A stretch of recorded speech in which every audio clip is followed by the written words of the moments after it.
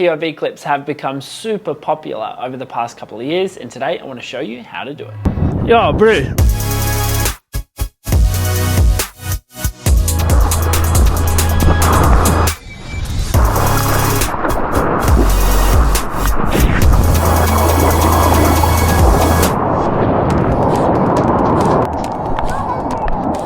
Today's video is brought to you by DJI. Today I'm going to be using their Osmo Action 4.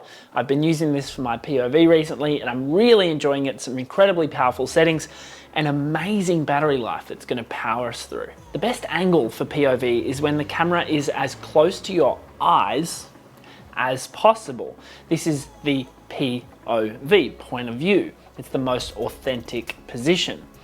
The absolute best position here would be on your forehead. If we could somehow create like a little tiny camera that just goes right in between your eyes, it'd be perfect. But the next best spot, and something that's more practical for surfing, at least with the current technology, is in your mouth, because your head is looking and directing where you're going on the wave, and that sort of gives that organic sort of feel to all your POV clips.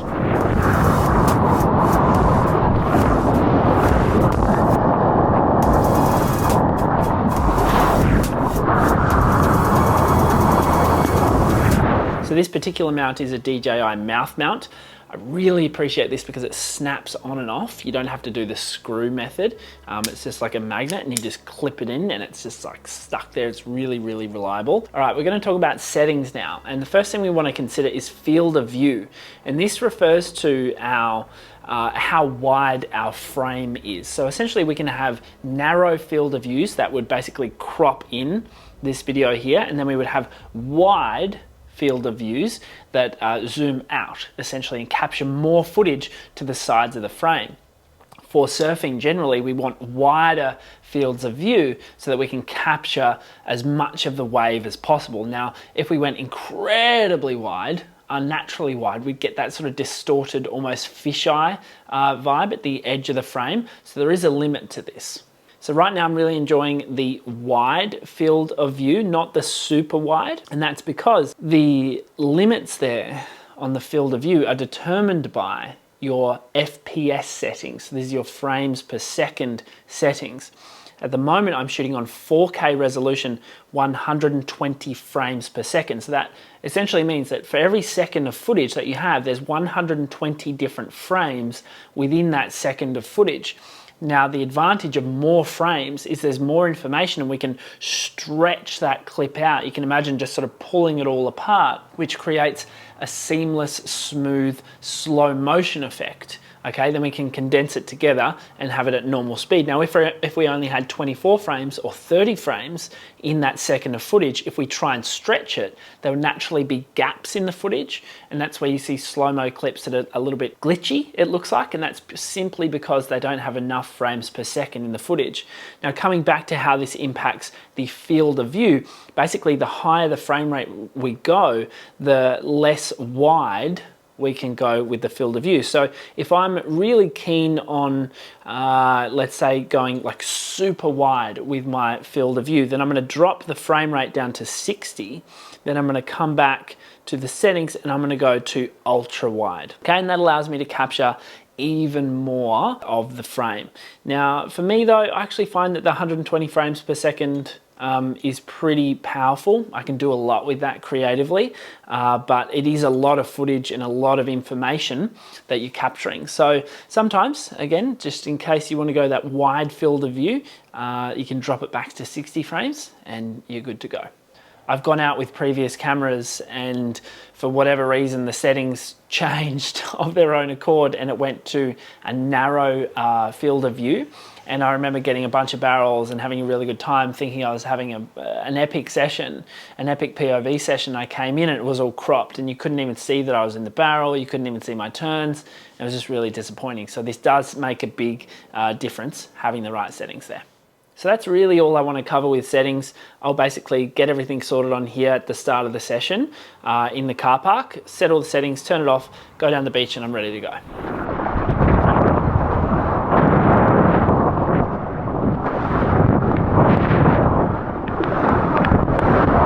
So the next thing we want to consider is how to keep our camera safe during our session, because obviously you can imagine this is not going to float how it is right now. It's just going to, if I drop this, it's just going to sink to the bottom and it's going to be a very expensive mistake. So DJI currently run with the leash setup. So that's this little loop system here, where basically you attach this to the camera, and then that itself is going to go around my neck, and then I'll just tighten it off in a loop.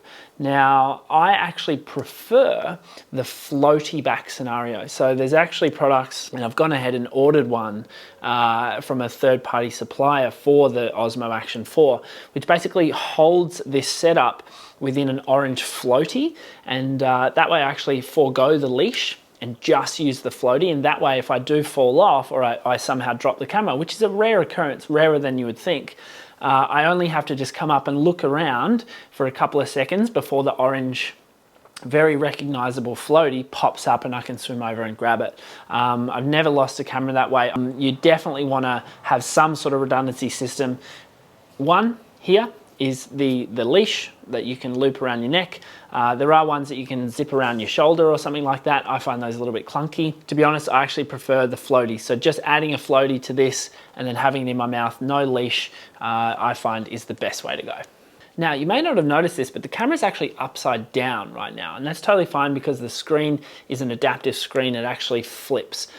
One thing that's really important to consider though at this stage is the orientation, the angle of the camera. So you can see here it's almost like a 90-degree system right now. But okay, that's going to create a very flat angle on the filming. But there are certain circumstances where we might want to change that. So what I'm going to do is loosen off the tightening screw here, and I'm actually going to pull that together a little bit, retighten it back up, and now you can see it creates an upward tilt of the camera.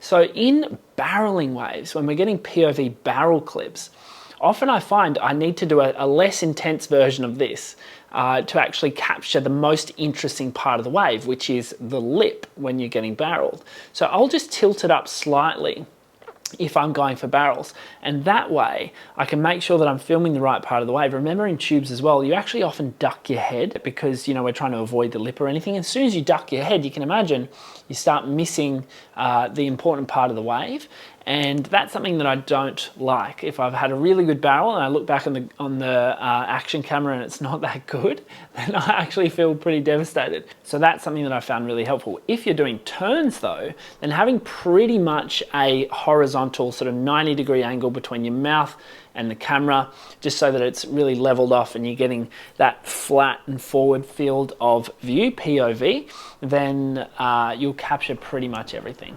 So as I mentioned before, I'll go down the beach, the camera will be off, and I'll actually keep the camera off the whole session when I'm not recording. Okay, so what I really like about this camera is you can turn it off, and then to start recording from off, you don't need to turn it on and then press record, which is too clunky when a wave's coming to you. You don't have that much time, that much forethought. All I have to do is press the record button, and it immediately comes on and starts recording. And then at the end of the wave, I button off, and it gives you this satisfying little countdown as the camera then powers off again. This is a really important battery saver, and has allowed me to use this camera for at least 3 to 4 sessions. 3 to 4 sessions without even charging it in between. Pretty incredible stuff. So that's a handy tip.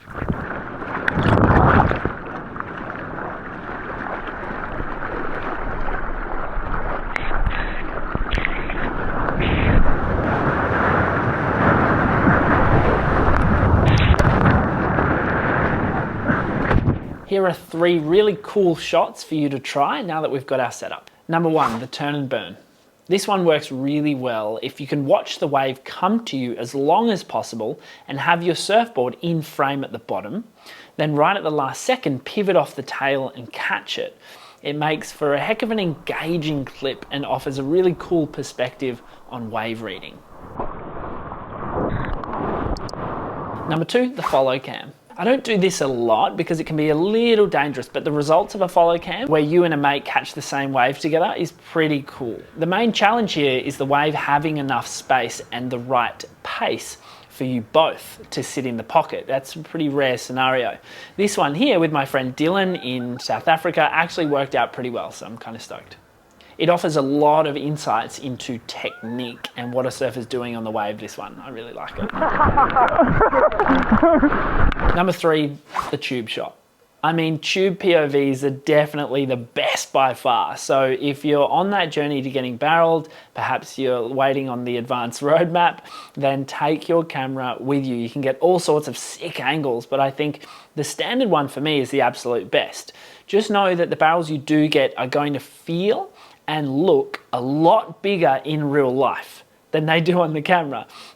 So be prepared to be a little humbled when you look at your footage. Small, quick barrels are generally a letdown, even when they're legit. You've got to really get deep for a tube to look pretty from the POV angle. Throughout your session, be sure to check back on clips to make sure you've got the right angle for your camera. Sometimes I've found that it can actually get bumped out of position. Like if I've tried to catch a wave and I've sort of gone for that attacking cobra, like put my head down on the board and I've hit it on the board, then it tilts up. And I found that it's disrupted the capture of a really good wave.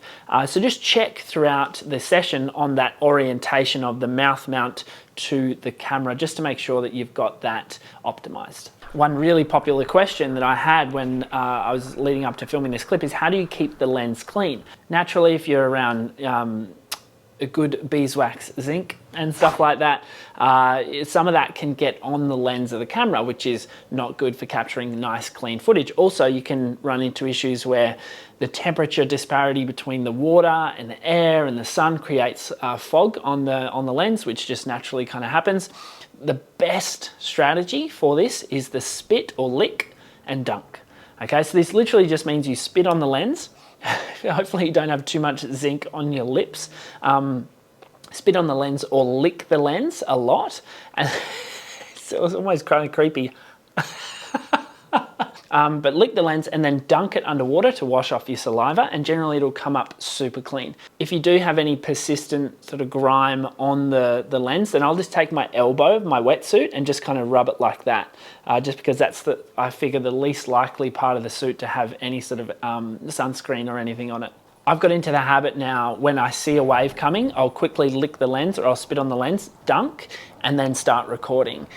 Just pretty much before every wave. Even while I'm paddling into a wave, I'll just dunk my head over to the side of the board, quickly dip it in, and then take off and get going. And you can see the water kind of clears as soon as a bit of wind flies and blows the water off. One final strategy that you could use there, one that I'm not a huge fan of, is spraying like a water repellent that you would spray on a car windscreen, for example, and you can wipe that on there, and that actually works really well at beading the water and having it run off to the side. But I'm not a huge fan of putting those sort of chemicals in the ocean, so that one's up to you. There are all sorts of technical insights that you can garner from your POV clips, especially when it comes to rotation and looking at what your arms are doing. One key frame that I'd encourage you to look at is the frame right before you do your classic sort of top turn. If you can see one arm in that frame, your leading arm, then chances are you're doing the neutral position right. This is a pivotal piece of the Surfer's Roadmap curriculum. If you are seeing two hands in that frame, two hands coming up in front of you before you start that cut back, then you know you need to work on that neutral position. And I would say that is the key factor. I would also say that if you can check that box where you can actually see the white water as you do that turn to indicate that you're rotating enough all the way back to the white water, then you can check that box as well. Well, I hope this video helped. I know I've had a lot of you guys asking about POV clips. I do think they're pretty cool. I don't actually do them that often because I love surfing just free without any cameras around. But certainly when I'm working or when I want to capture some really epic content, epic colors, epic tubes, then these things are the way to go. No, you don't need to pay anyone on the beach to film you. You can just chuck it in your mouth and you get some epic clips. So I'm a big fan. If you enjoyed this video, make sure you check out the Osmo Action 4. I legitimately am going to be using this moving forward. It's replaced my other cameras. I'm a big fan of this. I really, really like it. As I said, I've ordered the floaty back for that so I can make it work for me even better. I put a link down in the description for that. Big thanks to DJI for sponsoring this video and for you guys for watching all this way. I will see you next time, maybe with a little Osmo in your mouth. See you guys.